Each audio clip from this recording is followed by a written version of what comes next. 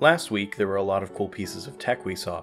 We saw a lot of smart home tech and robotics, but one awesome thing that blew everyone's mind was Razer's Project Linda. This concept is awesome for a couple reasons. Let's take a closer look.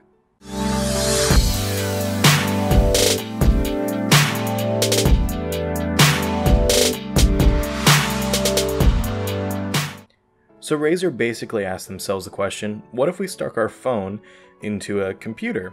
And then they did just that.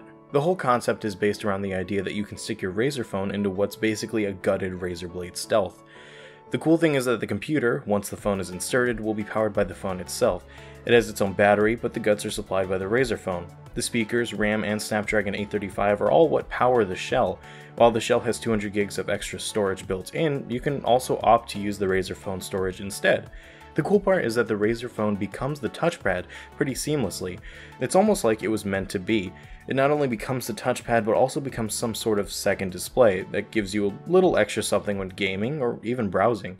Since the OS is supplied by the phone, you get a few little cool things like home and back buttons built into the keyboard for some easy navigation. Overall, the computer is meant to feel like an extension of your phone, and there are a couple little extra features built in like Google Assistant as well.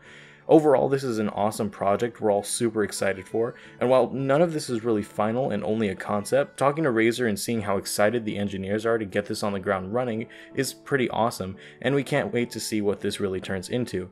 Lastly, a huge thanks to Lenovo for sponsoring this video and CES coverage this year, and we'll see you next time on Your Tech Explained.